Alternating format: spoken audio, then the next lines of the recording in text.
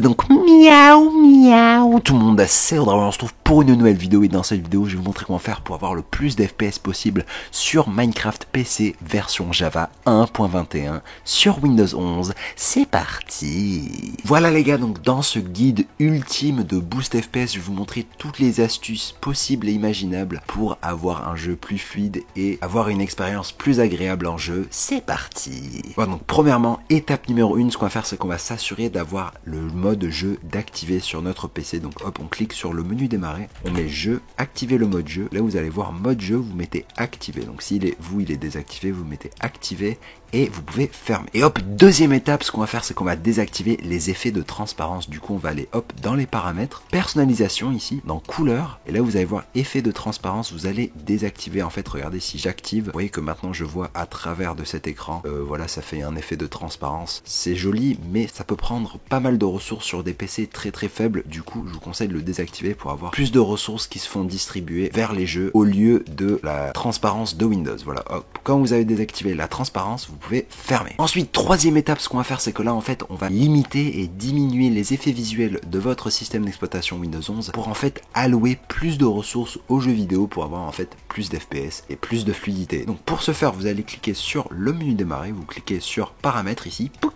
vous allez dans système, vous scrollez tout en bas jusqu'à trouver information système, pic, dans paramètres avancés du système, hop, vous cliquez dessus. Et là vous allez voir paramètres système avancé, performance, vous cliquez sur paramètres ici et là vous allez choisir ajuster afin d'obtenir les meilleures performances. Donc vous, ça se trouve par défaut ça va être soit sur ajuster afin d'obtenir la meilleure apparence ou peut-être sur laisser Windows choisir la meilleure configuration. Mais moi je vous conseille personnellement de choisir ajuster afin d'obtenir les meilleures performances. Du coup hop, vous faites appliquer et là en fait vous allez voir que regardez, quand vous fermez une fenêtre, il n'y aura pas d'effet, votre Windows va sembler plus rapide, mais en fait voilà, donc si vous n'aimez pas trop vous pouvez toujours revenir ici et remettre apparence, mais en tout cas voilà, si vous voulez le plus de performance possible, choisissez performance. Ensuite quand vous avez fait appliquer, pour rendre Windows un petit peu moins pourri, je vous conseille de cocher quelques cases, voilà, pour rendre Windows un peu moins pourri, un peu plus utilisable. Donc je vous conseille de cocher lisser les polices écran, afficher des miniatures au lieu d'icônes, animer les fenêtres lors de leur réduction et de leur agrandissement. Et voilà, quand vous avez fait ça, vous pouvez faire appliquer et là au moins, regardez, là il y a un petit peu d'effet visuel, mais voilà, vous faites OK et vous pouvez fermer. Étape numéro 4, là ce qu'on va faire c'est qu'on va changer notre mode d'alimentation de notre PC. Donc si vous êtes sur PC portable, je vous conseille de faire un petit peu attention parce qu'en fait si vous choisissez, regardez, si vous mettez alimentation, modifier le mode de gestion de l'alimentation, cliquez sur option d'alimentation ici et vous regardez, si vous choisissez performance élevée, ça se trouve votre PC portable, il se peut qu'il chauffe plus que la normale. C'est normal en fait, vous allez demander plus de ressources à vos composants, donc c'est normal. Si vous n'aimez pas ça, je vous conseille de le garder sur utilisation normale, comme ça va garder l'utilisation normale de votre PC. Mais par contre si vous voulez vraiment le plus d'FPS possible et que vous voulez que votre PC soit méga rapide ou le plus rapide possible, choisissez performance élevée. Ensuite quand vous avez fait ça, vous pouvez fermer. Ensuite étape numéro 5, ce qu'on va faire c'est que là on va ouvrir notre petit CMD, regardez, hop, CMD, invite de commande, vous faites exécuter en tant qu'administrateur, sinon ça ne va pas fonctionner, vous cliquez dessus, hop, et là le code qu'on va mettre en fait ça va être SFC espace /scan now. Voilà, donc SFC espace /scan now. Faites entrer et là en fait ce que ça va faire c'est que ça va analyser votre système pour essayer de trouver des fichiers corrompus et essayer de réparer ces fichiers corrompus pour améliorer la stabilité de votre système et ainsi limiter les problèmes de freeze du système ou de saccade du système et du coup améliorer la fluidité de votre PC quand vous êtes en jeu. Mais bon, il y a beaucoup de gens qui vont dire que peut-être que cette étape ne va pas trop servir à beaucoup de gens, mais moi je préfère montrer cette étape comme ça pour les personnes qui ont vraiment des PC méga pourris. Au moins vous faites cette étape et au moins comme ça vraiment vous optimisez votre PC au maximum. Comme vous pouvez le voir, hop, ça vérifie mon PC, donc regardez, l'analyse est à 56%, du coup on attend juste un petit peu. Ouais, c'est presque fini, 98, 99, hop, 100%. Et là comme vous pouvez le voir, il y a écrit le programme de protection des ressources Windows n'a trouvé aucune violation d'intégrité. Mais vous, ça se trouve, vous allez avoir le programme de protection à trouver des fichiers corrompus et à essayer de les réparer, blablabla. Et ensuite ensuite, après ça, je vous conseille de redémarrer votre ordinateur, comme ça, hop, les fichiers corrompus sont bel et bien supprimés, et voilà. Étape numéro 6, là on est dans la partie très intéressante parce que regardez, on va installer des modes. Donc on va installer deux modes, le mode fabrique et le mode sodium. Donc le mode fabrique et sodium, en fait, qu'est-ce que c'est? C'est un peu comme Optifine, mais en mieux, regardez. Regardez comme il y a écrit, c'est un moteur de rendu moderne pour Minecraft, en fait, qui améliore les performances grandement, comme vous pouvez le voir ici. En fait, c'est encore mieux que Optifine pour ceux qui connaissent Optifine. Du coup, on va l'installer pour avoir le plus d'FPS et avoir le moins de latence possible en jeu. Juste avant de faire ça, je vous conseille quand même d'ouvrir votre launcher Minecraft et de télécharger les fichiers nécessaires et requis pour l'installation de fabrique et de sodium. Donc tout ce qu'il vous suffit de faire, c'est de regarder, de choisir dernière version, enfin 1.21, voilà, hop, jouer. Et là, regardez, ça va télécharger, voilà, bon, moi c'était déjà téléchargé, mais vous, ça va télécharger tous les fichiers nécessaires pour installer des mods. Ensuite, quand ça s'est lancé, vous pouvez fermer. Vous recliquez sur le lien qu'il y a dans la description en dessous de la vidéo. Donc hop, c'est le site de fabriquemc.net. Vous cliquez sur Download ici, Download for Windows. Là, vous voyez l'installateur, vous cliquez dessus. Vous choisissez bien 1.21 ou si vous regardez cette vidéo dans le futur et que maintenant il y a la 1.22, je sais pas trop quoi, choisissez votre version bien sûr. Moi, le 14 juin 2024 à 22h53, la dernière version c'est 1.21. Du coup, je clique sur 1.21, je clique sur Installer. Et là, regardez, il y a écrit Fabric Loader 015 blablabla. De nombreux modes vous demanderont également de placer dans le dossier mode. Du coup, ce qu'on va faire, c'est qu'on va faire ça. Comme ça, on aura encore moins de problèmes dans le futur. Du coup, on clique sur Fabric API, cliquez sur Download ici. Vous choisissez votre version de Minecraft, du coup 1.21, Download File. Voilà, ça va se télécharger ici. Voilà, donc quand ça s'est téléchargé, vous glissez ça sur le bureau. Hop, voilà, maintenant, regardez, c'est sur le bureau. Et ensuite, vous pouvez fermer. Et maintenant, vous allez cliquer sur le lien dans la description pour Sodium. Hop, quand vous arrivez sur le site, vous cliquez sur Download ici en vert. Hop.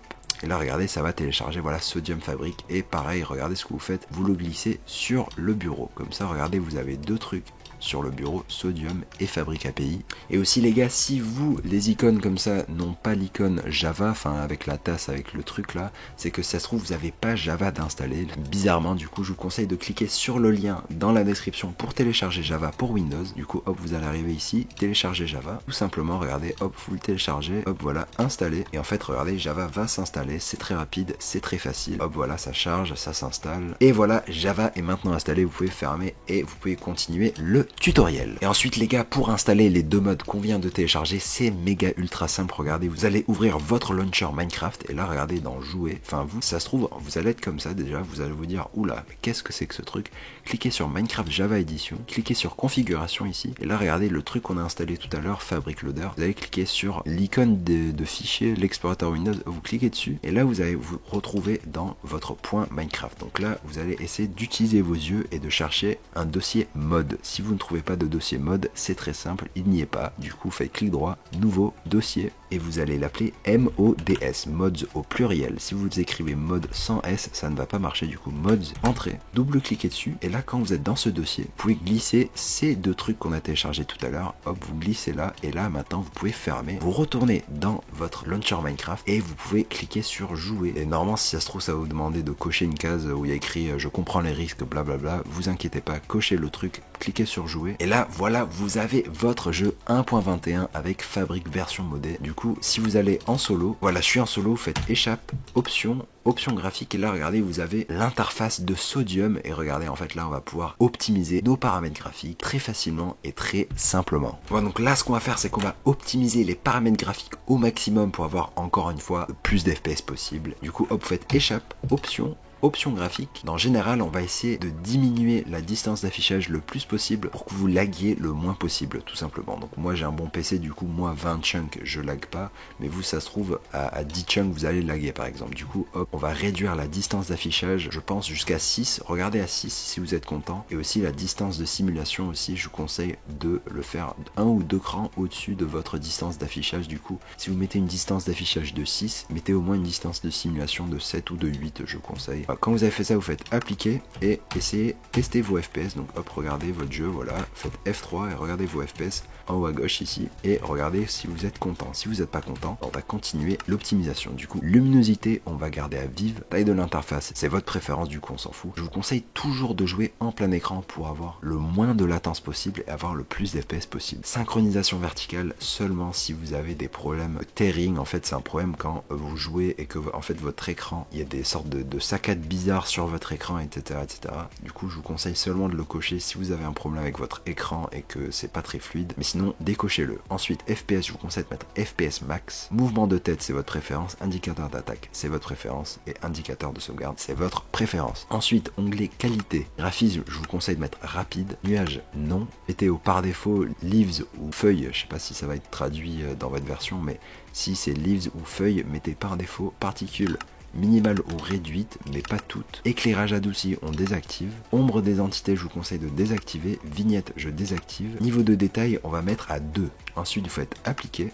Ça va faire le petit truc rouge comme ça là. Et comme ça vous faites échappe et vous pouvez tester votre jeu pour voir si vous laguez moins. Normalement vraiment là, après toutes ces étapes, normalement votre jeu lag vraiment moins. Normalement vraiment genre là, normalement vous avez vraiment beaucoup d'FPS. Et normalement le jeu vous le ressentez quand vous jouez, ça va être beaucoup plus fluide. Et voilà donc les gars, dernière étape, je vais vous montrer comment faire pour allouer plus de RAM à votre jeu. Pour être sûr de ne pas laguer ou de bien sûr moins laguer. Du coup c'est très simple. Vous allez dans configuration ici. Et là dans le truc qu'on a installé tout à l'heure, enfin le fabric loader là où il y a sodium etc, bah déjà regardez, vous pouvez le renommer, regardez si vous n'aimez pas le nom, hop, sodium. Et ensuite ce que vous pouvez faire c'est que regardez, si vous mettez plus d'options, vous scrollez en bas et là vous voyez XMX 2G, donc là 2G ça veut dire que mon PC est en train d'allouer 2 Go à Minecraft pour que Minecraft tourne. Mais si vous avez beaucoup de Go de RAM, regardez comme moi, regardez, je fais gestionnaire des tâches, performance, et là regardez, mémoire, j'ai 32 Go de RAM comme vous pouvez le voir. Vous, si vous avez 32 Go de RAM ou 16 Go de RAM, vous pouvez très facilement mettre 6 Go ici, 6G, comme ça votre PC va allouer 6 Go de RAM au jeu, comme ça le jeu va se sentir moins stressé, enfin pas moins stressé, mais en tout cas il y aura moins de pression. 2 Go c'est pas trop, surtout si vous avez d'autres modes du coup, 6 Go.